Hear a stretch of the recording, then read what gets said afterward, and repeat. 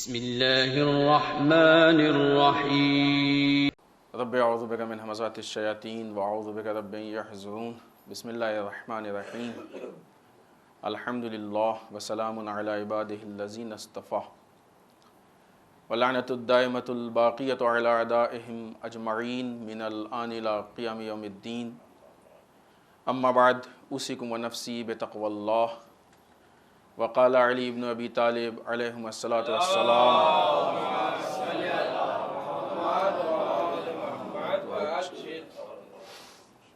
والکفر علی اربع دعائم علی التعمق والتنازع والزیغ والشقاق۔ عزیزان محترم، اس پہلے خطبے میں سب سے پہلے اپنے نفس کو اور آپ سب کو تقوی پروردگار کی طرف دعوت دیتے ہوئے، اس لیے کہ اب ہمارے درمیان سے وہ ایام رخصت ہو رہے ہیں کہ جو تقوی کی بہار بھی تھے، اطاعت کی بہار، عبادت کی بہار، تلاوت کی بہار، ان ساری بہار کے ساتھ ساتھ تقوی پروردگار کی بہترین فرصت تھی انسان کے لیے کہ اس ماہ مبارک رمضان میں وہ اپنے آپ کو تقوی تک آسانی سے پہنچا سکتا ہے۔ لیکن ان ایام کے رخصت ہونے کا مطلب بالکل یہ نہیں ہے کہ ایام رخصت ہو جائیں، ایام کے ساتھ ساتھ تقوی بھی رخصت ہو جائے، نہیں۔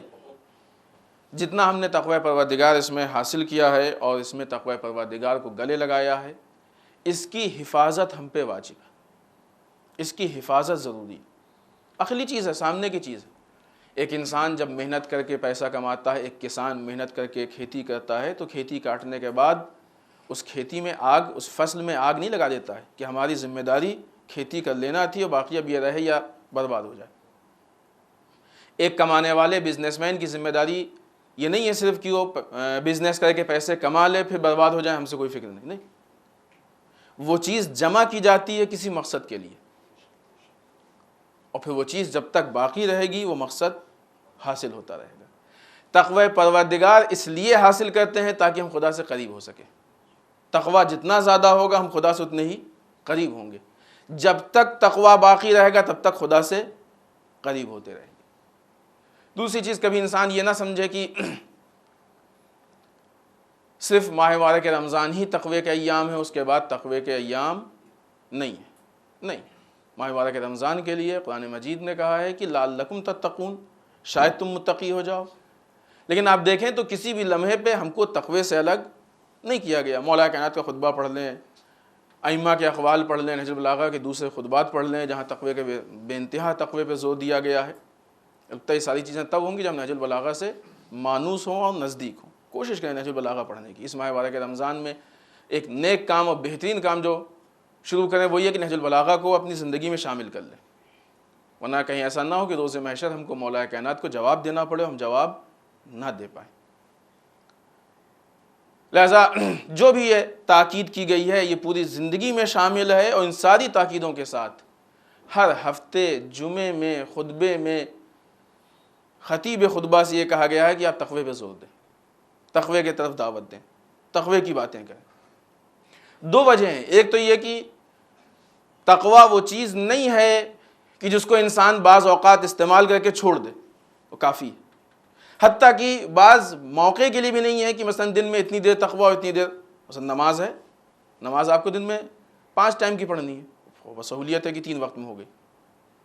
روزہ آپ کو سال میں 1 مرتبہ رکھنا ہے، حج زندگی میں 1 بار ہے۔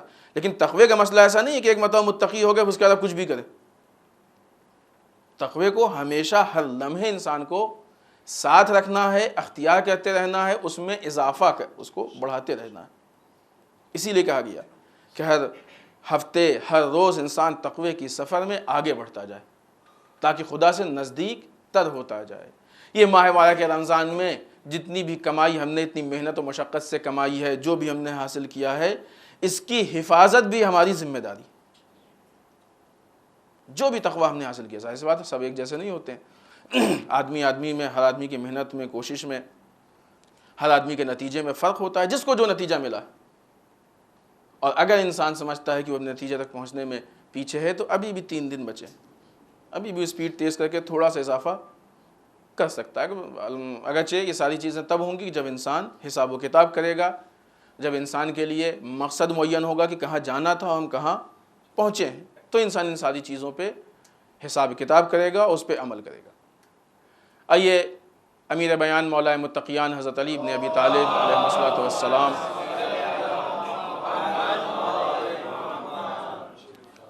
کہ جس قول کو ہم نے آپ کے سامنے کلمات قصار میں سے پیش کیا ہے، نہج البلاغہ کلمات قصار میں سے، ایمان کی تعریف کے بعد مولا کائنات کفر کی تعریف بیان کرتے ہیں۔ والکفر علی 4 دعائم، کفر کے بھی 4 ستون ہیں، 4 پلر، ان میں سے 2 پہ ہماری گفتگو ہو چکی ہے۔ التعمق، ایک تو یہ کہ کسی چیز کو نہ جانتے ہوئے اس کی گہرائی میں جانا، جس چیز کا انسان کے پاس علم نہیں ہے اس کی گہرائی میں نہ جائے۔ ایسے بہت سارے مسائل بھی پیش آتے ہیں، سوالات بھی، لوگ نے اکثر سوال بھی کیا، وہ بعض اوقات بڑی مشکل ساز ہوتا ہے دین کے لیے، ان کے لیے، کیوں؟ اس لیے کہ وہ اس چیز میں جانے کی کوشش کرتے ہیں کہ جس کا ان کے پاس علم نہیں ہے۔ یہ خیانت ہے، اور مولا کائنات کے اس قول کے مطابق یہ وہ راستہ ہے کہ جو کفر کی طرف جا رہا ہے۔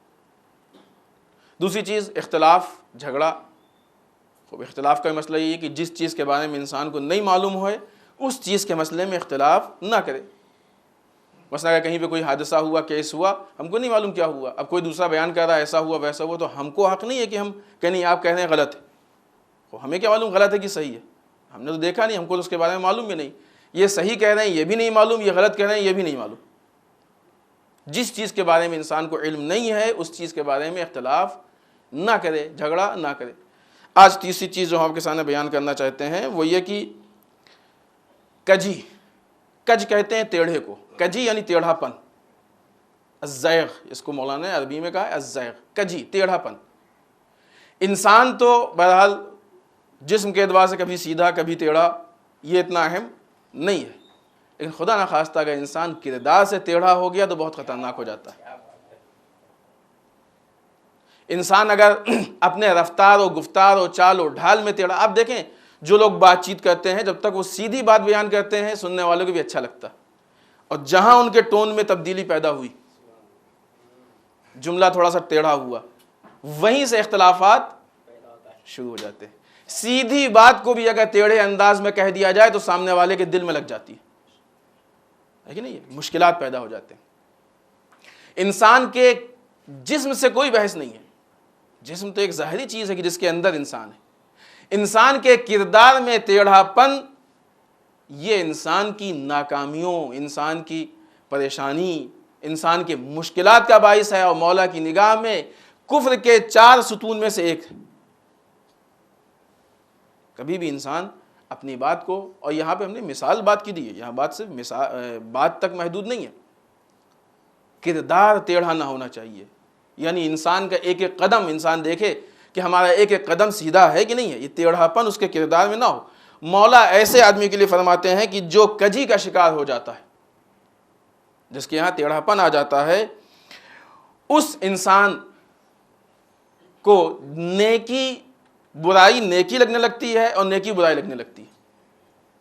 جب وہ اچھے کام کرتا ہے تو لگتا ہے کہ برا ہے، یا دوسرے اچھے کرتے ہیں تو لگتا ہے، یہ بھی بہت ہوتا ہے نا، ایک تو بہت بڑی پارٹی بازی ہوتی ہے ہم لوگوں کے کردار میں، وہ یہ کہ ہم جو کچھ کریں سب صحیح ہے، دوسرا جو کرے وہ سب غلط ہے۔ ہمیشہ ساری تنقید دوسروں پہ ہوتی ہے۔ وہ انسان جو صبح سے شام تک میں 12 گھنٹے 10 گھنٹے 4 گھنٹے 5 گھنٹے دوسروں پہ تنقید کرتا ہے، یہ اگر 10 منٹ اپنے اوپر تنقید کر لے تو شاید پورا معاشرہ سماج خود بخود سدھر جائے۔ اسی نگاہ سے اگر اپنے کردار کو دیکھ لے، جس کے نگاہ سے دوسرے کو دیکھ رہا ہے، اگر اسی نگاہ سے اپنے کردار کو دیکھ لے، ہر انسان کی ذمہ داری، پہلی ذمہ داری یہ ہے کہ وہ اپنے آپ کو سیدھا کرے، پھر دوسروں کو سیدھا کرے۔ البتہ یہ نہیں کہتے ہیں کہ دوسروں کو سیدھا کرنا ذمہ دار نہیں، امر بالمعروف نہی عن المنکر، یہ انسان پہ واجبات میں سے ہے، واجب ہے، کرنا ہے، صحیح ہے، لیکن جہاں پہ دوسروں کو ٹوکنا اتنا ضروری و واجب ہے وہاں اپنی اصلاح، اپنی تربیت۔ مولا فرماتے ہیں کہ یہ انسان برائی کو اچھائی نیکی سمجھتا ہے اور نیکی کو برا سمجھتا ہے۔ عام طور سے یہ تب ہوتا ہے کہ جب انسان خود برائی انجام دیتا ہے تو اس کو نیکی سمجھتا ہے، پھر اس کی 25 توجیہ ہوتی ہے، نہیں یہ تو ہم نے ایسے کیا، یہ تو اس لیے کیا، جھوٹ بھی بولے گا توجیہ کرے گا، الزام لگائے گا توجیہ کرے گا، پروپیگنڈا کرے گا توجیہ کرے گا، دوسروں کے خلاف کچھ بھی اقدامات ہوں گے تو نہیں یہ تو ہم نے ایسے کیا ہے. بعض اوقات دین پہ الزام کہ ہم نے دین کے لیے کیا ہے. بندے خدا دین آپ کو غلط راستے سے بلاتے ہی نہیں ہے، قاعدہ کلیہ ہے. دین کے بارے میں بیسک و بنیادی معلومات ہونی چاہیے. دین آپ کو غلط راستے سے بلانے پہ تیار ہی نہیں ہے. اگر صحیح جگہ پہ آنا ہے تو صحیح راستوں سے آؤ، غلط راستے سے صحیح جگہ پہ نہیں پہنچ سکتا انسان. تو اس کو اپنی ساری برائیاں اچھی لگنے لگتی ہیں، دوسروں کی ساری اچھائیاں بری لگنے لگتی ہیں. یہ وہ چیز ہے کہ انسان گمراہی، مولا فرماتے ہیں کہ انسان گمراہی کے نشے میں چور ہو جاتا ہے. نشے کا مطلب کیا ہوتا ہے؟ آپ نے دیکھا ہوگا نا، جو لوگ نشے میں ہوتے ہیں ان کو دیکھا ہوگا، شراب پینے کے بعد جب نشے میں آتے ہیں تو ان کو ہوش نہیں ہوتا، کیا کہہ رہے ہیں نہیں معلوم، کہاں جا رہے ہیں نہیں معلوم. اچھا خاصا اپنے گھر میں اپنے روم میں سونے والا انسان نالی میں پڑا ہوتا ہے. نشہ ہے نا. نشہ اچھائی برائی میں تمیز پیدا نہیں کرتا ہے، فرق نہیں بتاتا ہے. دنیا میں ہر طرح کے نشے ہیں نا، عہدے کا نشہ ہے، مال کا نشہ ہے، اقتدار کا نشہ ہے، ہر چیز کا نشہ ہے. جب انسان نشے میں چور ہو جاتا ہے تو پھر اس کو اچھائی برائی میں فرق محسوس نہیں ہوتا ہے. پھر وہ برے کو بھی سمجھتا ہے تو اس پہ بھی برا بھی کرتا ہے تو اس پہ بھی راضی ہوتا ہے. جس طریقے سے ایک شرابی شراب پی کے نالی میں پڑا ہوتا ہے، اس کو نالی کی غلاظت کا احساس نہیں ہوتا ہے، اسی طریقے سے جب ہم نشے میں چور ہو جاتے ہیں، شراب کا نشہ نشہ نہیں ہے، تو بہت چھوٹا نشہ ہے. جو ہمارے درمیان جو ہم کو گمراہ کرنے والے نشے ہیں یہ بہت بڑے نشے ہیں.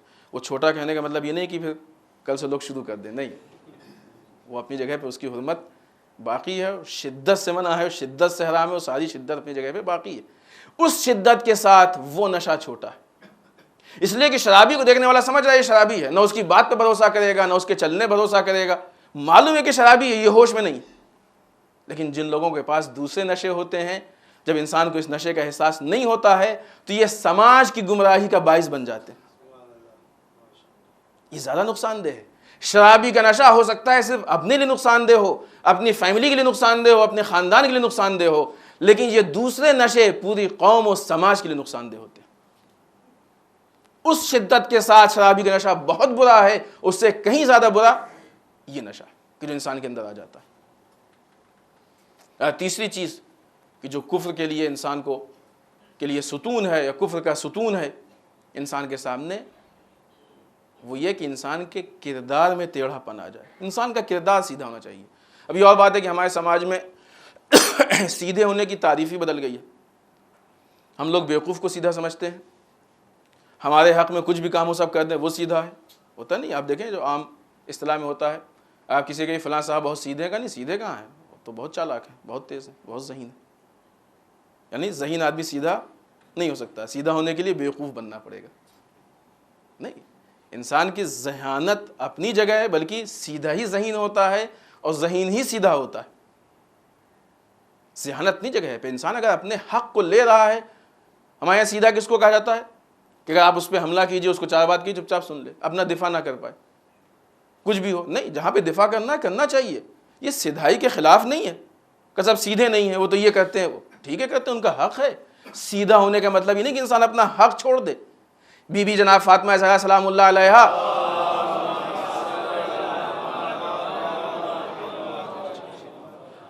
اپنے حق کو حاصل کرنے کے لیے دربار میں پہنچ گئی تو کیا سیدھی نہیں تھی؟ سیدھے لوگ اپنا حق حاصل کرتے ہیں. بیوقوف ہیں جو اپنے حق پہ نہیں بولتے. حماقت ہے یہ کہ اپنے حق پہ انسان نہ بولے، حق چھنتا رہے، انسان بیٹھ کے تماشا دیکھتا رہے. کون کرے گا؟ تو یہ دفاع کرنا، ڈیفنس کرنا، یہ چیزیں سیدھے ہونے کے خلاف نہیں ہے. لہذا جو سیدھائی کی تعریف ہوتی ہے کہ صاحب فلاں صاحب بہت مثلا تیز ہیں اور یہ جواب دیتے ہیں، تو اس کا مطلب یہ نہیں ہے. دوسری چیز بے ایمانی. نہیں معلوم ہمیں، شاید یہاں یا کہیں ہم نے ایک مثال دی تھی.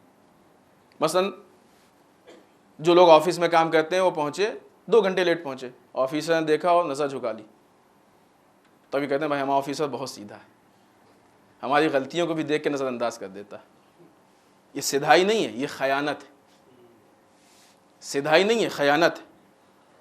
اس کا یہ کام ہے کہ آپ کے کام پہ نظر رکھے کہ کام میں کوئی کمی تو نہیں ہے، اور اگر کمی ہو تو اس کی اصلاح کرے، اور اس کے حساب سے جو آپ کا حق بنتا ہو وہ دے، حق سے زیادہ نہ دے. اب اگر یہ آپ کے 2 گھنٹے لیٹ ہونے کو نظر انداز کر رہا ہے تو آفس کے ساتھ خیانت ہوئی وہ ہوئی، آپ کو اضافی پیسہ دے رہا ہے جس کے آپ حقدار نہیں تھے، اپنی ذمہ داری کو چھوڑ رہا ہے، اسے سدھائی نہیں کہتے۔ ہمارے یہاں ان چیزوں کی تعریفیں بدل گئی ہیں، لوگوں نے ان چیزوں کی تعریفوں میں تبدیلی پیدا کر دی، اس کو اپنے بہت سے ایسے لفظ ہیں کہ تعریفوں میں جن کے اصطلاحوں میں فرق پیدا ہو گیا ہے۔ سیدھا وہ نہیں ہے کہ جو بیوقوف ہو، سیدھا وہ نہیں ہے کہ جو خائن ہو، سیدھا وہ نہیں ہے کہ جو بے ایمان ہو۔ آپ کے لیے کسی بھی طریقے سے پروگرامنگ کر کے ادھر ادھر سیٹ کیا اور اس کا آپ کا کام کہیں نہ کہیں سے نکال دیا، کہا بہت سیدھے آدمی ہے، جو بھی کہو سب کر دیتے ہیں۔ وہ سب کرنے والا کبھی سیدھا ہو ہی نہیں سکتا، ہر کام کرنے والا کبھی سیدھا نہیں ہو سکتا۔ یا بعض اوقات ہوتا ہے کہ فلاں آدمی بہت بڑا ڈاکو ہے، بہت بڑا غنڈا ہے، بہت بڑا جیب کترا ہے، لیکن ہمارے لیے سیدھا ہے۔ صحیح ہے، الفاظ کے اعتبار سے بالنسبہ انسان سیدھا ہو سکتا ہے، لیکن جس کے وجود میں اصل سدھائی نہ ہو، وہ ایک آدمی کے لیے سیدھا ہونے کا کیا فائدہ ہے؟ لہذا انسان کا کردار سیدھا کردار ہونا چاہیے، ٹیڑھا کردار نہ ہو۔ سیدھا کردار ہونے کا مطلب کیا ہے کہ اپنی ذمہ داریوں کو تلاش کر کے ان ذمہ داریوں پہ عمل کرے، یہ انسان کی سدھائی ہے۔ یہ ذمہ داری پہ عمل یقیناً کسی کو برا لگے گا، یقیناً لگے گا، یہ مت سوچئے گا کہ برا نہیں لگے گا، نہیں، یقیناً جب آپ صحیح راستے پہ چلیں گے تو یہ سدھائی لوگوں کو بری لگے گی۔ جب لوگوں کو برا لگے اس کو فیس کر لے جائے، یہ بھی سدھائی ہے، صحیح طریقے سے فیس کر لے جائے، یہ بھی سدھائی ہے۔ لیکن اس کی بنیاد پہ چھوڑ کے بیٹھ جائے، یہ خود غرضی ہے، سدھائی نہیں۔ فرق ہوتا ہے خود غرضی میں، سدھائی میں، مطلب پرستی میں، سدھائی میں۔ سدھائی اس کا نام نہیں ہے۔ دین اسلام پہ عمل کرنے کے لیے بہرحال انسان کو مشکلات کا سامنا کرنا پڑے گا۔ بعض علماء اس کے قائل ہیں کہ اگر آپ اسلام پہ عمل کر رہے ہیں، اسلام کی تبلیغ کر رہے ہیں اور کسی کو آپ سے مشکل پیدا نہیں ہو رہی، اس کا اللہ آپ کے اسلام پہ کچھ کمی ہے، پرفیکٹ نہیں ہے اسلام، اسلام میں کچھ مشکل ہے، اس لیے کہ صحیح اسلام بہرحال لوگوں کو برا لگتا ہے، اور یہی انسان کی سدھائی کا معیار ہے۔ بسم اللہ الرحمن الرحیم۔ انا اعطیناک الکوثر فصل لربک وانحر ان شانئک ھو الابتر۔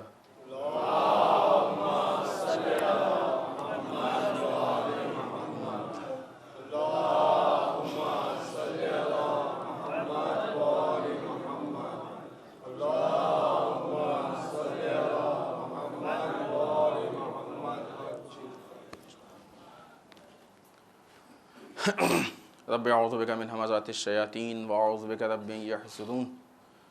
بسم اللہ الرحمن الرحیم۔ الحمد للہ الذی لا یبلغ مدحتہ القائلون ولا یحصی نعماہ العادون ولا یؤدی حقہ المجتہدون۔ اللہم صل وسلم علی صاحب الدعوۃ النبویہ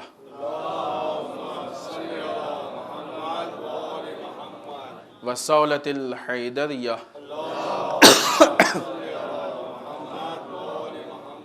والعصمۃ فاطمیہ والحلم الحسنیہ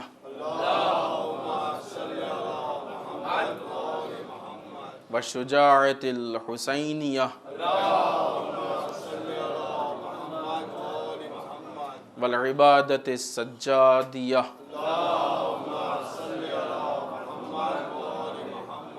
والآثار الباقریہ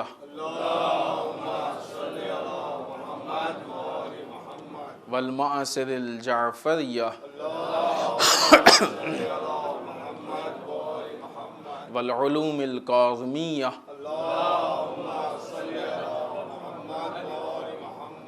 والرضاء الرویہ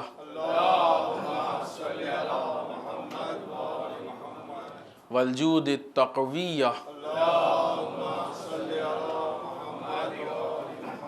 والنقاوۃ النقویہ والہیبۃ العسکریہ والغیبۃ الہیہ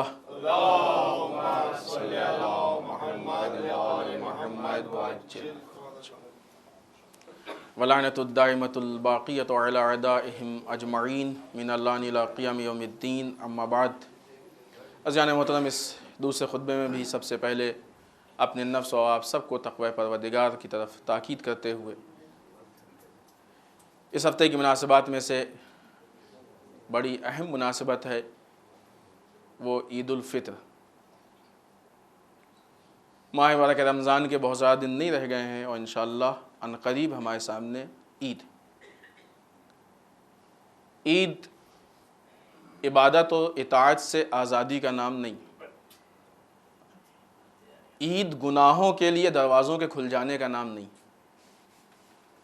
ہے کہ نہیں؟ بہت سیدھی سی بات ہم کہیں کہ اگر ہم عید کے دن پکچر ہال جاتے ہیں، میوزک سنتے ہیں، گانے سنتے ہیں یا اس طرح کا کوئی بھی گناہ کرتے ہیں تو یہ چیزیں عید کو عید نہیں بناتی ہیں بلکہ عید کو عید کی حد سے باہر نکال دیتی ہیں، یعنی پھر عید عید نہیں رہتی ہے۔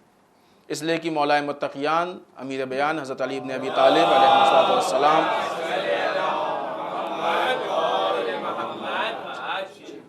ارشاد فرماتے ہیں کل یوم لا یصلی اللہ فیہ فہو عید،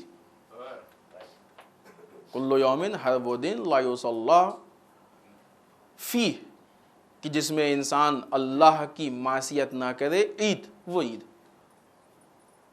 انسان کا ہر روز عید ہو سکتا، اور خاص کر کے جو دن عید ہونے چاہیے اسی میں مشکل پیدا ہو جاتی ہے، کیونکہ جب ہم خوشی میں ہوتے ہیں تو پھر اتنا آپے سے باہر ہو جاتے ہیں کہ ہم کو اچھائی و برائی کا احساس نہیں، ارے عید ہے آج تو چلتا ہے، نہیں چلتا التا کچھ نہیں چلتا آپ کے لیے۔ اس شریعت میں اپنی نظر کا پیش کرنا ہے، اور جنہوں نے یہ کام کیا ان کا حشر اچھا نہیں ہوا، آپ تاریخ اٹھا کے دیکھ لیں۔ شریعت میں اپنی نظر کا پیش کرنے، اپنی نظر پیش کرنے کا رائٹ کسی کو نہیں۔ عید سے متعلق بہت اہم چیز جو سب کا سوال ہے، ہم اس کو اجمالاً پیش کر دیں، کسی کو تفصیل جاننا ہو تو بعد میں مل سکتا ہے۔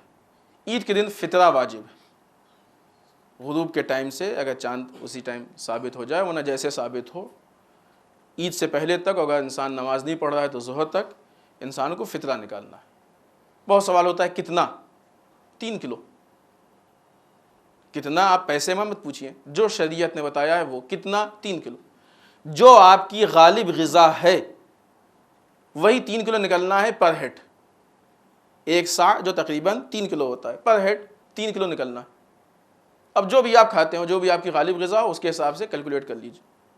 لہٰذا اگر ہم یہاں پہ بتاتے ہیں کہ مثلاً 100 روپے ہے، ہو سکتا ہے کسی کا 150 ہو جائے، ہو سکتا ہے کسی کا 200 ہو جائے، ہو سکتا ہے کسی کا 100 سے کم ہو جائے، کیونکہ جو انسان کھاتا ہے اس میں فرق ہوتا ہے۔ ابھی تو نہیں کہ انسان کھائے کچھ اور فطرہ کچھ اور نکالے۔ بچانے والے ہوں گے، ان کے کھانے کا ریٹ کچھ اور ہوگا اور فطرے کا ریٹ کچھ اور ہوگا، یہ ناممکن سی بات ہے۔ کسی غریب کو ہم نے زیادہ بتا دیا، بیچارہ کھاتا کم ہے نکالے زیادہ، تو مشکلات میں۔ لہٰذا جو بھی چیز کھاتے ہیں وہ 3 کلو، وہ چیز نکالنا ضروری نہیں ہے، آپ اس کا پیسہ نکال سکتے ہیں، بلکہ آج کے اس زمانے میں بہتر یہی ہے اور وہی آسان تر ہے۔ اس کا جو بھی اس کی قیمت ہے، اس قیمت کو آپ کیلکولیشن کر لیں اور وہی پر ہیڈ گھر میں جتنے ممبر ہوں اسی کے حساب سے آپ نکال لیں۔ مثلا جو بھی چیز آپ کھاتے ہیں، یہ ہم فگر بتا نہیں، صرف مثال بتا نہیں، اس لیے اتنا کم بتا رہے ہیں۔ مثلا جو چیز آپ کھاتے ہیں وہ 10 روپے کلو ہے، آج کے زمانے میں 10 روپے کلو کوئی چیز ہوگی نہیں انشاءاللہ، اسی لیے ہم نے یہ مثال دی ہے تاکہ کسی کو یہ نہ لگے کہ اتنا مولانا نے کہا تھا، نہیں ایسا نہیں۔ اگر آپ 10 روپے کلو کی کوئی چیز کھا رہے ہیں تو 3 کلو کے 30 روپے ہوئے، اگر آپ کے گھر میں 4 ممبر ہیں تو 120 روپے پورے گھر کا فطرہ ہو گیا، پر ہیڈ 30 روپے۔ اور یہ مثال تھی، آپ کو کیلکولیشن اپنے حساب سے کرنا ہے، یہ ہم فطرہ نہیں بتا رہے ہیں 120 روپے یا 30 روپے، آپ کو کیلکولیشن خود کرنا ہے، اپنے حساب سے کرنا ہے۔ دوسری چیز کہ جو آج اہم ترین چیزوں میں سے ہے اور جس کی مناسبت آج کے دن سے ہے، کہ جس کو ہم جمعۃ الوداع بھی کہتے ہیں، اور امام راحل امام خمینی کے الفاظ میں روز قدس، مظلوم کی حمایت کا دن، ظالم کی مخالفت کا دن۔ دیکھیے اسلام ایک وہ واحد مذہب ہے کہ جس نے اپنی امت سے یہ نہیں کہا کہ دیکھو ظالم کون ہے، طاقتور ہے تو نہ بولو، بچہ ہے تو بول دو، نہیں۔ اسلام نے اپنی امت کو مظلوم کی حمایت اور ظالم کے خلاف کھڑے ہونے کی مکمل ہمت دی ہے، ہمت۔ اسی لیے مسلمان کو شجاع ہونا چاہیے، بزدل نہیں ہونا چاہیے۔ ہماری ہمت یہاں پہ کام آنی چاہیے۔ یہ دن مظلوم کی حمایت کا دن ہے، ظالم کی مخالفت کا دن ہے۔ اس دن ہم اس بات کا اعلان کریں گے کہ دنیا میں جہاں بھی ظلم ہو رہا ہے ہم ہر ظلم کے خلاف ہیں، بالخصوص بیت المقدس، چونکہ روز قدس ہے۔ اس کی وجہ ہے وہ بھی ہم آپ کو بتائیں گے۔ فی الحال ہم بتائیں کہ مثلا دیکھیں ظلم کا سلسلہ اگر نہیں رکے گا تو یہی حال ہوگا، یہ البتہ اس نیوز کو سننے کے آپ عادی ہو گئے ہوں گے ابھی پھر ایک لیٹسٹ نیوز میں پاکستان میں زائرین کی بس کو روک کے بعض نیوز کے حساب سے 20 لوگ اور بعض کے حساب سے 22 لوگ مارا سب کو گیا ہے، کچھ زخمی ہو گئے ہیں اور یہ 20 یا 22 مر گئے. بہت عام سی چیز ہے نا. دیکھیں آپ لوگوں کے چہروں پہ کوئی خاص اثر نہیں پڑا، اس لیے کہ عادت ہو گئی ہے نا. 50 مر گئے، 100 مر گئے، 20 مر گئے، 500 مر گئے، فلاں کیس ہو گیا 1000 مر گئے. افسوس نہیں ہوتا کہ مسئلے سن کے ایک آہ نکلے، ایک افسوس ہو. کیوں؟ اس لیے کہ ہم ظلم سہنے کے عادی ہو گئے. یہ مزاج اسلام کے خلاف ہے. اسلام آپ کو اسی کا عادی نہیں بناتا ہے. جس دن آپ ظلم سہنے کے عادی ہو جائیں گے، اگر امام بھی ظہور کریں گے تو آپ کہیں گے نو پرابلم، جو چل رہا چلنے دیں، آپ اپنا کام کریں، ہم کو اپنا کام کرنے دیں. اس لیے کہ آپ ظلم سہنے کے عادی ہو جائیں گے. مشن امام اس کے خلاف ہے. مشن امام کیا ہے؟ ظلم سے لڑنا، عدل کو رائج کرنا. یہ اس طرح کا ظلم، اس طرح کی چیزیں ہمارے مزاج کو. آئیے یہ روز قدس و بیت المقدس. بیت المقدس بہت عظیم ترین چیز ہے اسلام کی. کم سے کم ہماری مسجد تو ہے بیت المقدس. ہمارا قبلہ اول ہے کہ نہیں؟ بیت المقدس کی فضائل، اس کی اہمیت. آپ سوچئے کہ آج مسلمانوں کی کسی عام مسجد پہ حملہ ہو جاتا ہے، مسلمان کیا کرتا ہے؟ کھڑا ہو کے دیکھتا ہے. مسجد چھوڑیے، آج مسلمان کے گھر پہ حملہ ہو جائے تو کیا کرے گا؟ وہ جس کا گھر ہوگا وہ بھی ڈیفنس کرے گا، اس کے محلے پڑوس والے، اس کے جتنے اپنے ہوں گے ڈیفنس کریں گے. بلکہ یوں کہا جائے کہ اپنے اور پرائے کی پہچان ہی مشکلات میں ہوتی ہے. اپنے وہ ہوتے ہیں جو مشکلات میں ساتھ دیں. مسلمان، اسلام کی وہ مرکزی جگہ، وہ بیت المقدس جو مسلمانوں کا قبلہ اول ہے، وہ بیت المقدس جو انبیاء کی سرزمین ہے، وہ بیت المقدس جو مسجد ہے، وہ بیت المقدس جس کو قرآن نے یاد کیا ہے، وہ بیت المقدس جس کو حدیث نے فضائل اس کے بیان کیے ہیں، وہ بیت المقدس جس کے نام کے آگے لفظ مقدس لگا ہوا ہے، اس کے نام کے آگے مقدس لگا ہوا ہے. اتنی مقدس چیز کی بے حرمتی ہوتی رہے، مسلمان بیٹھا رہے، اس کا مطلب کہ مسلمان کہنا چاہتا ہے یہ ہمارا اپنا نہیں. خاموشی میں لیکن یہ پیغام ہے ہمارا. اور جس کا اپنا ہوگا وہ بولے گا. ہم کیوں اپنی چیز کی دفاع کرتے ہیں اسلامی؟ اس کا مطلب کہ ہم اسلام کو اپنے سے الگ سمجھتے ہیں. بیت المقدس کے فضائل دیکھیں.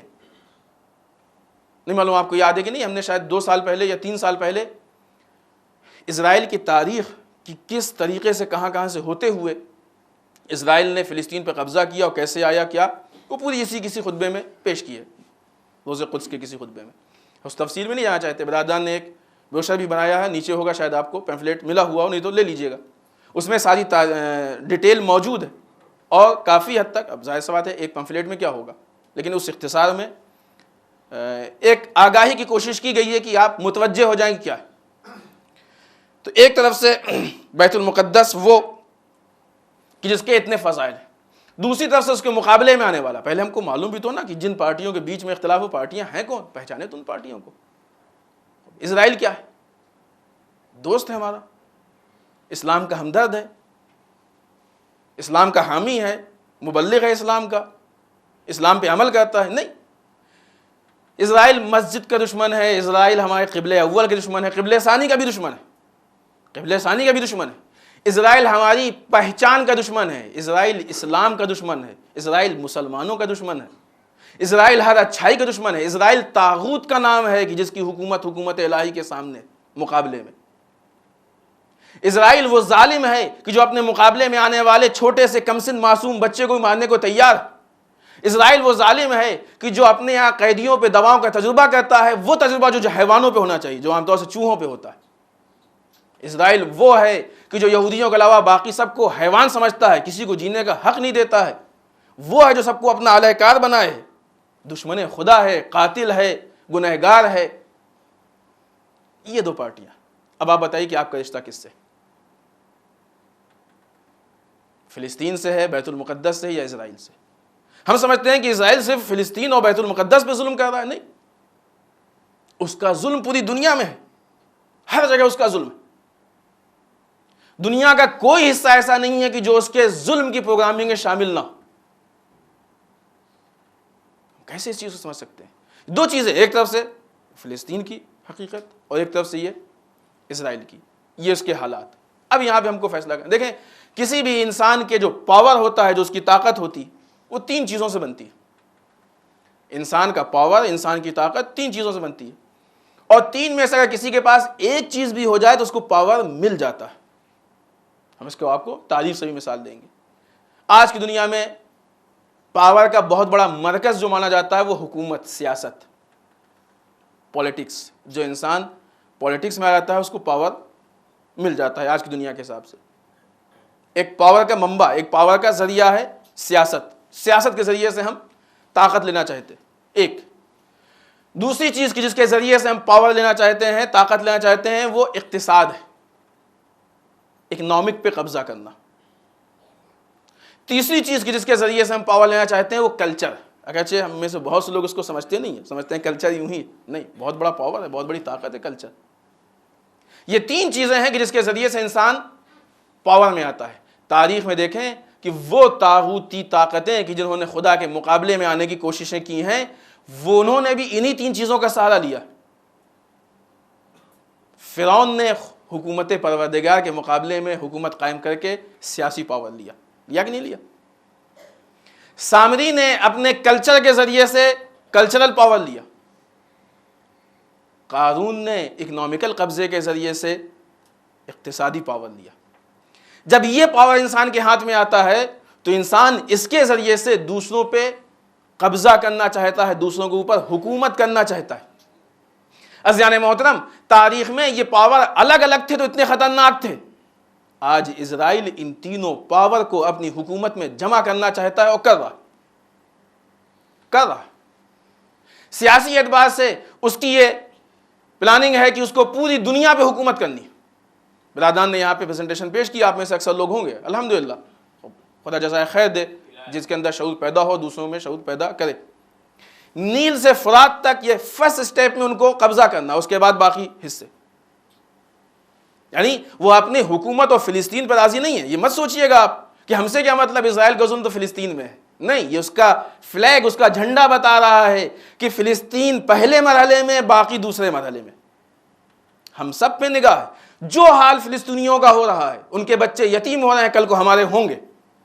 اگر ہم خاموش بیٹھے رہیں, اسرائیل کو ظلم کرنے کی اجازت دیتے رہیں گے, تو اگر اس نے آج ان کے بچوں کو یتیم کیا ہے, ہمارے بچوں کو کریں گے. اگر آج اس کے مکانات گرائے ہیں تو ہمارے مکانات گرائیں گے.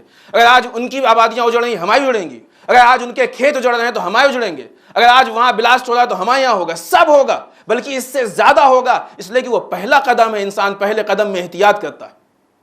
ابھی اس کے پاس اتنا بڑا پاور نہیں ہے. جب ہم تک پہنچے گا تو بہت کچھ لے کے پہنچے گا.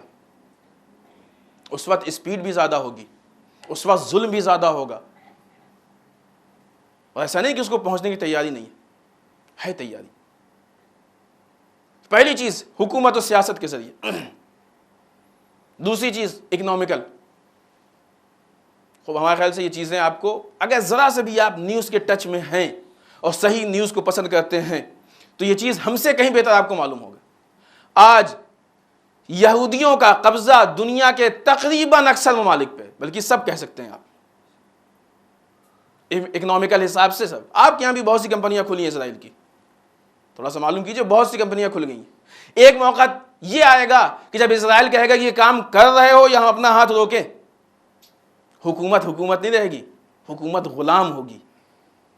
جیسے آج ہیں بعض حکومتیں, جیسے آج پاکستان کی حکومت ہے, روز بلاسٹ ہوتا ہے, وہاں عادی چیز ہو گئی ہے. اب اس بلاسٹ کی FIR بھی لکھنے کو کوئی تیار نہیں ہے, اتنی عام چیز ہو گئی ہے. غلام ہے وہ امریکہ کے. نتیجہ یہ ہے کہ اس غلامی کا نتیجہ یہ ہوا کہ اپنی پبلک کو وہ امن نہیں دے پا رہے ہیں, جان نہیں بچا پا رہے ہیں, کھلائیں گے کیا؟ اور دوسرے ممالک میں ایسا ہو رہا ہے. یہ ساری داستانیں کہ ہمارے لیے نمونہ عبرت کے لیے نمونہ نہیں ہے. تیسری چیز کلچر. ہم خود انصاف سے جائیں, اپنے گھر میں بیٹھ کے دیکھیں کہ ہمارے گھر میں جو کلچر ہے, یہ ہمارا مذہبی کلچر ہے, یا ہمارے ملک کا کلچر ہے, یا یورپ کا کلچر ہے. کہ ہمارے اوپر کلچرل قبضہ نہیں ہے. اب بچا کیا ہمارا؟ حکومت بھی دے دی,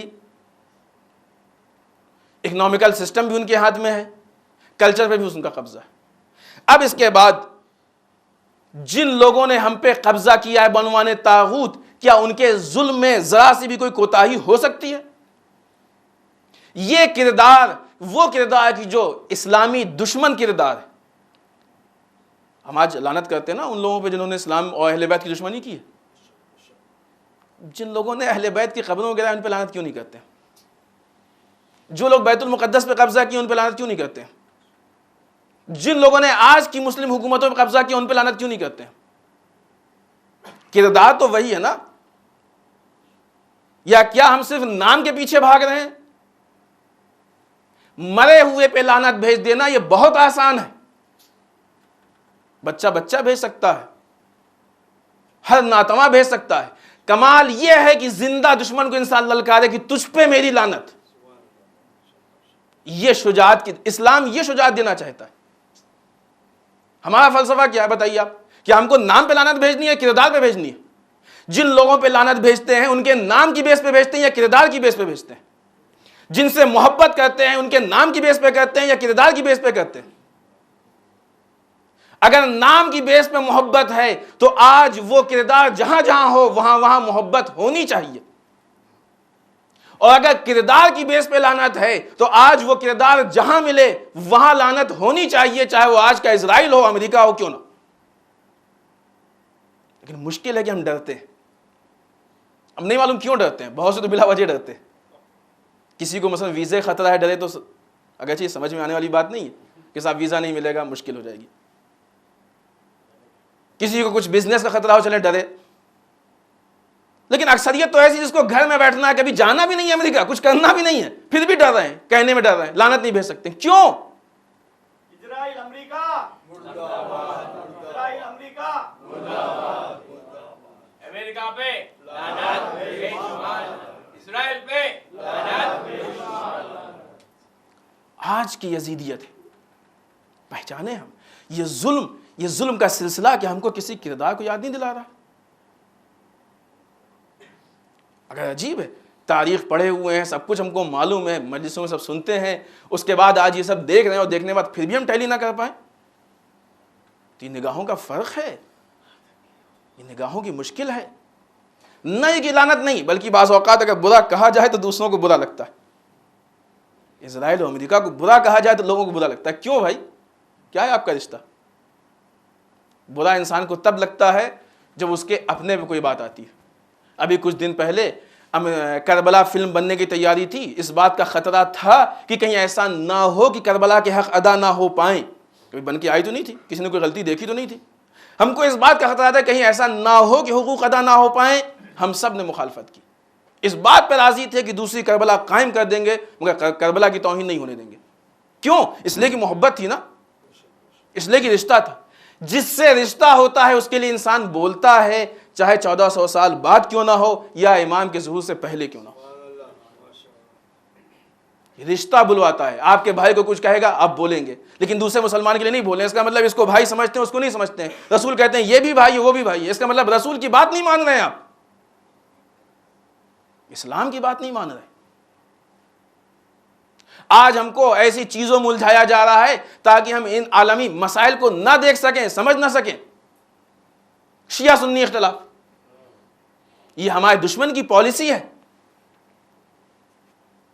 پھر اس کا شیعوں میں آئیے, اپنے آپس کے فرقے, یہ فلاں فرقہ یہ فلاں. ہم لوگوں کی مسئلہ اس کے پہلے بھی کئی مرتبہ آج پھر کہیں گے, یہ خواجہ ہیں, یہ سید ہیں, یو پی کے ہیں, یہ مہاراشٹر کے ہیں, یہ بہار کے ہیں, یہ بنگال. کیا ہے یہ؟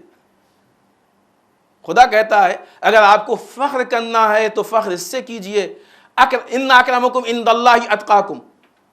خدا کے نزدیک سب سے زیادہ صاحب عزت وہ تقوی میں سب سے زیادہ ہو. آپ تقوی اختیار کیجئے, خود بخود سب سے بڑے ہو جائیں گے. قرآن کہتا ہے کان الناس امتا واحدہ, ہم نے ان لوگوں کو ایک امت کی شکل میں پیدا کیا تھا. انبیاء ان لوگوں کو ملانے کے لیے آئے ہیں, اختلاف کے لیے نہیں آئے ہیں. یعنی اتحاد سیرت انبیاء کا نام ہے, اختلاف دشمنی انبیاء کا نام ہے. کردار انبیاء کی مخالفت کا نام اختلاف ہے. آج ہمارا دشمن چاہتا ہے کہ ہم آپس میں یہ شیعہ سنی فلاں فلاں فلاں اتنا مشغول ہو جائیں کہ ہم کو یہ معلوم ہی نہ ہو کہ فلسطین میں کیا ہو رہا ہے, بحرین میں کیا ہو رہا ہے, بوسنیا میں کیا ہو رہا ہے, برما میں کیا ہو رہا ہے, عراق میں کیا ہو رہا ہے, افغانستان میں کیا ہو رہا ہے. ہماری نگاہیں وہاں تک, اپنے محلے میں اتنا مشغول ہو جائیں. ہمارے پاس جو پاور ہے اختلاف والا، جو انرجی ہے دشمنوں پہ خرچ کرنے والی، وہ اپنے بھائی پہ خرچ کر دیں تاکہ دشمن کے لیے کچھ نہ بچے. دشمن کی سیاست ہے. یہ ہم کو، ہمارے پاور کو، ہماری طاقت کو ختم کیا جا رہا ہے. ہمارے اندر اتنا شعور پیدا ہونا چاہیے. اور میں اس سے پہلے بھی کسی مقام پہ کہا تھا، جس طریقے سے ابھی ہمیں لعنت کی بات پیش کی ہے نا، لعنت کردار سے ہوتی ہے، لعنت نام سے نہیں ہے، یعنی نام کی بنیاد پہ لعنت نہیں ہے، کردار کی بیس پہ. بہت غور کیا، ہمیں نہیں سمجھ میں آیا کہ کیوں جو لوگ کردار دیکھ رہے ہیں پھر بھی لعنت نہیں بھیج رہے ہیں، صرف نام پہ بھیج رہے ہیں. وہ واقعی یقین جانے کہ ایسی لعنت کو لعنت کا ڈھونگ تو کہہ سکتے ہیں، لعنت نہیں ہے حقیقی. یہ حقیقی لعنت نہیں ہو سکتی. اسی طریقے سے آج ہم لوگ جب بات اتحاد کی آتی ہے، ہم اپنے پرسنل مسائل میں سنی شیعہ سب ملتے ہیں، لین دین ہے، بزنس ہے، آنا جانا ہے، بلانا ہے، دعوت ہے، شادی ہے، پارٹی ہے، روڈ ہے، معاملات ہیں، سب کچھ ہوتا ہے. اور وہ دین کی جہاں خدا نے کہا مثلا قرآن ایک، کافی حد تک نماز ایک ہے کہ نہیں، اللہ ایک، نبی ایک، جہاں پہ واقعی کامنس موجود ہیں، جہاں پہ کہیں بھی کسی دین کے میسج نے یہ نہیں کہا کہ جھگڑا کرو، لڑو. کبھی کہا حتیٰ کہ خود ظلم کی حمایت میں دیکھیں، مظلوم کی حمایت میں کبھی کہا کہ شیعہ ہو تبھی حمایت کرو. ابھی عید آئے گی آپ گلے ملیں گے، ہے کہ نہیں، معانقہ مستحب، کبھی کہا کہ صرف شیعوں سے گلے ملو، سنیوں سے نہ ملو. خوب گلا آدمی کیوں ملتا؟ کس لیے ملتا ہے؟ محبت کے لیے، اختلاف کے لیے؟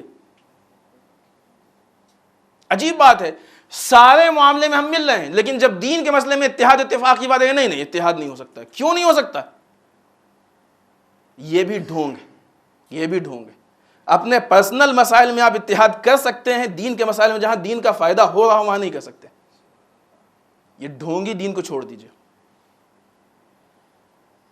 پرابلم ہی ہے، مسائل ہیں، مشکلات ہیں.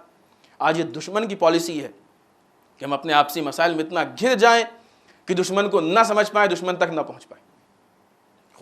عموماً لوگ پوچھتے ہیں صاحب کریں کیا؟ یہاں پہ آ کے کریں کیا؟ وقت ختم ہو رہا ہے، جلدی اپنے بات کو ختم کریں، ورنہ اسرائیل اس ٹاپک کا نام ہے کہ جس کے مظالم انسان گناتا رہے لیکن وہ مظالم ختم ہونے والے نہیں ہیں. دیکھتے ہوں گے آپ نے، یقین نہ ہے تو دیکھنے کی کوشش کیجیے.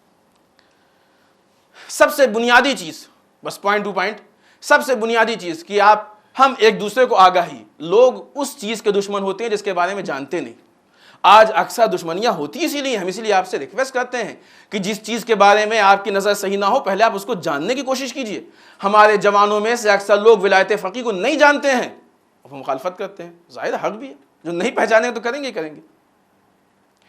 اسرائیل اور امریکہ کے کیس کو نہیں جانتے ہیں اور پھر اس کے بعد جو ان کے خلاف آواز اٹھتی ہے اس کی مخالفت کرتے ہیں. آپ کو نہیں معلوم ان کا ظلم. آپ دنیا کی اس میڈیا پہ نظر رکھتے ہیں، یہ ہر میڈیا اس ظلم کو نہیں بیان کرتی ہے. سب سے اہم چیز ہے جاننا، جانکاری. ہم اپنی جانکاریوں کو شیئر کریں ایک دوسرے سے، اور جس کو نہیں معلوم ہے وہ جاننے کی کوشش کریں. جب ہم جان جائیں گے خود بخود دشمن ہو جائیں گے. دشمن کا دشمن ہونا بہت اچھی چیز ہے، دوست کا دشمن ہونا یہ خیانت ہے، بغاوت ہے، بری چیز ہے. سب سے پہلی چیز کی جانکاری. خوب یہ جانکاری کے بہت سے طریقے ہیں، پمفلیٹس ہیں، بٹتے ہیں، یہ ہم ایک دوسروں تک پہنچائیں. ای میل کے ذریعے جو بھی ہمارے تک معلومات ہو ای میل کے ذریعے سے پہنچائیں. اور بھی بات چیت میں، گفتگو میں ایسے سیمینارز رکھے جائیں، کانفرنس کی جائیں جس میں یہ علم ہمارے پاس، یہ معلومات آئے. خوب جان لیں آپ، جب سمجھ میں آ جائے دلیل سے دشمنی کریں وہ سمجھ میں آتی ہے، اس پہ بحث بھی ہو سکتی ہے. جاہل سے آدمی کیا بحث کرے گا؟ جس کو کچھ نہیں معلوم اس کو کیا سمجھائیں گے؟ دوسری چیز، اپنی حکومت سے ہم مطالبہ کریں، اپنی حکومت سے بھی اور اسرائیل سے بھی، اور دنیا میں جہاں جہاں ظلم ہو رہا ہے ساری حکومتوں سے مطالبہ کریں. یہ پروٹیسٹ کے ذریعے بھی ہو سکتا ہے. البتہ پروٹیسٹ میں جب بات آئی تو ہم کہہ دیں کہ جو پروٹیسٹ ہوا ہے وہ ہماری شان شان نہیں، وہ غلط ہے. ہم کو اگر پروٹیسٹ کرنا ہے تو ہم اس میں حتیٰ کہ ہم پولیس کے مددگار بھی ہونا چاہیے. ہم اس میں کسی طریقے کا اختلاف، دنگا، فساد کچھ بھی برداشت نہیں کر سکتے. ٹھیک ہے، مانتے ہیں مثلا اتنے دن ہو گئے اور آج جو میڈیا اس کو کور کر رہا ہے کتنی خیانت کے ساتھ کور کر رہا ہے، آج تک بتایا ہی نہیں اس نے کہ کس بنیاد پہ جمع ہوئے تھے۔ یہ تو بتایا کہ ان لوگوں نے دنگا کیا، یہ نہیں بتایا کہ کیوں جمع ہوئے تھے یہ لوگ۔ نتیجہ کیا ہوا کہ جو لوگ ظلم کے خلاف جمع ہوئے تو خود ظالم بن گئے۔ ہم کو ظالم بن کے ظلم کی مخالفت نہیں کرنی ہے، ظلم کر کے ظلم کی مخالفت، ہنسا سے ہنسا کی مخالفت نہیں ہوتی۔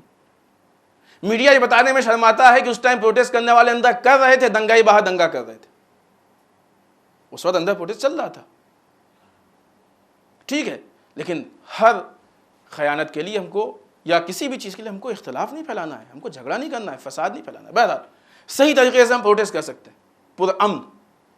جب ہم کوئی کام کرتے ہیں تو انتظامات ہمارے ہاتھ میں ہوتے ہیں، جہاں سارے انتظامات اس میں سے یہ بھی انتظام۔ اس کے علاوہ بہت سارے طریقے ہیں، میل ہے، لیٹرز ہے، میمورینڈم ہے، یہ ساری چیزیں ہم اپنی حکومت اور دوسری حکومتوں سے مطالبہ کریں کہ یہ ظلم ختم ہو، اس ظلم سے نجات دلائی جائے۔ عزیزان محترم، اس پروٹیسٹ کے لیے، اس مخالفت کے لیے، اس حمایت کے لیے مظلومین کی اگر ہمارا وقت خرچ ہوتا ہے، اگر ہمارا مال خرچ ہوتا ہے تو یہ انسان کی قربانی ہے، انسان کی ذمہ داری ہے۔ یہ دین قربانی کا دین ہے۔ یہ دین تو وہ دین ہے کہ جہاں انسان کے جسم میں بہنے والا نجس خون اگر راہ خدا میں شہید ہونے کی بنیاد پہ بہہ جائے تو وہ خون بھی پاک ہو جاتا ہے۔ آپ خاک کربلا پہ سجدہ نہیں کرتے؟ کیا یہ دیکھ کے کرتے ہیں کہ وہاں پہ شہید حبیب کا خون تو نہیں گرا کہیں، جان کا خون تو نہیں گرا کہیں؟ اسلام تو یہ کہتا ہے کہ شہید کے جسم سے بہنے والا خون کا پہلا قطرہ اس کے گناہوں کا کفارہ ہوتا ہے۔ شہادت کا یہ کوشش کرنی چاہیے۔ اور آخر میں اگرچہ ہمارے کسی بھی تحریک کے نتیجے کے ہم ذمہ دار نہیں، لیکن پھر بھی آپ مطمئن رہیں، ہم کو ماضی کی داستان بتاتی ہے کہ ہماری کوششیں ضائع نہیں جائیں گی، ہماری کوششیں بیکار نہیں ہوں گی۔ ہمارے پاس ابھی بہت پہلے نہیں جانے کی ضرورت ہے، ہم اس چیز کی بات کرتے ہیں جن کے دیکھنے والے بھی موجود ہوں گے اور حتماً اس مجمع میں ہوں گے۔ ایران کا انقلاب آیا، آپ دونوں میں دیکھیں کیا فرق ہے۔ شاہ کے مقابلے میں ایک مولوی، شاہ کے مقابلے میں ایک مولوی جو کبھی یہاں سے وہاں کبھی وہاں سے وہاں تبعید بھی کیا جا رہا، شاہ کے پیچھے حمایت کرنے والا امریکہ اور بڑے بڑے ملک۔ لیکن آپ بتائیں کس کی جیت ہوئی؟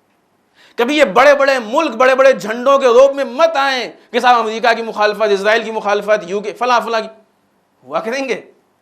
آپ دیکھیے اگر ایک مولوی کھڑے ہو کے ان ساری طاقتوں کو ٹھکرا کے جیت سکتا ہے، اس کا مطلب کہ آج بھی حق جیت سکتا ہے۔ انقلاب آیا، ابھی صحیح سے انقلاب نے ہوش بھی نہیں سنبھالا تھا، ابھی صحیح سے انقلاب کھڑا بھی نہیں ہونے پایا تھا، دنیا نے مل کے حملہ کر دیا۔ جو جنگ لا دی گئی تھی، اس جنگ میں ایران کی جیت ہوئی کہ نہیں ہوئی؟ یہ اس بات کی دلیل نہیں ہے کہ حق ہمیشہ باطل سے جیتتا۔ اور آئیے یہ ساری چیزیں ملک کی بنیاد پہ ہیں، البتہ سب نہیں ہے۔ جو انقلاب آیا تھا ملک کے بیس پہ نہیں آیا تھا، شخص لایا تھا انقلاب اپنی شخصیت کو سنبھال کے۔ اور آئیے ابھی کچھ دن پہلے، کچھ سال پہلے کی بات ہے کہ حزب اللہ نے اسرائیل جیسے سپر پاور کو، جس کے نام سے بڑے بڑے شہنشاہ کانپتے ہیں، بڑی بڑی حکومتیں لرزتی ہیں، حزب اللہ نے اس کی ناک رگڑوا دی۔ جس طریقے سے ایران کا انقلاب کامیاب ہو سکتا ہے، ایران جنگ جیت سکتا ہے، حزب اللہ جیت سکتی ہے، ویسے فلسطین بھی جیتے گا، فلسطین کو اس کے ملک پہ قبضہ بھی ملے گا، اس کا ملک اس کو واپس ملے گا۔ یہ ہماری کوشش بھی ہے، دعا بھی ہے، مقصد بھی ہے۔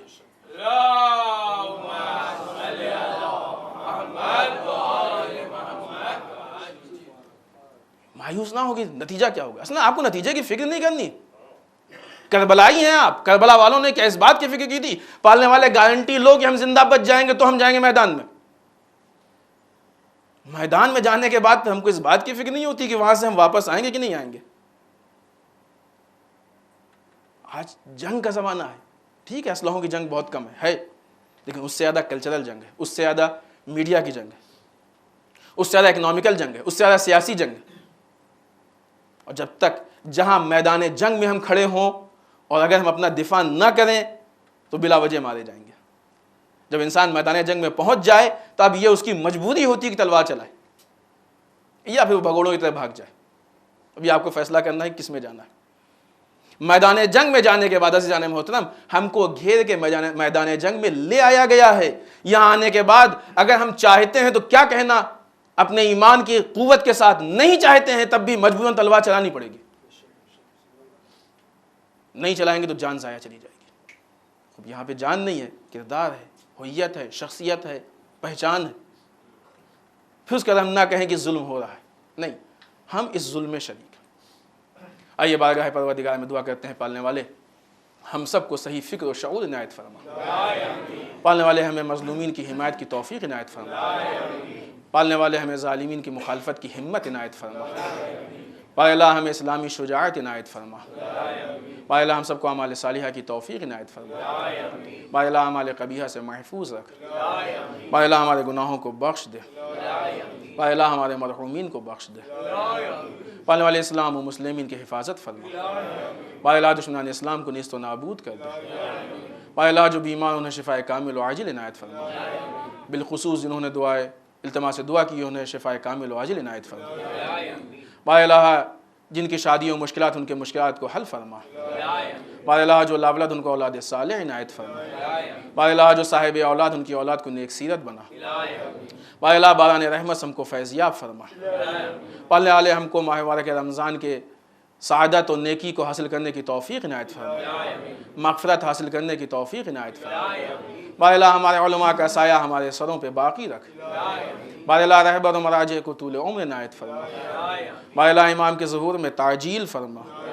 ہمیں ان کے اعوان و انصار میں شریک ہونے کی توفیق عنایت فرما. ربنا تقبل منا انک انت السمیع العلیم. بسم اللہ الرحمن الرحیم. قل هو اللہ احد اللہ الصمد لم یلد ولم یولد ولم یکن لہ کفوا احد.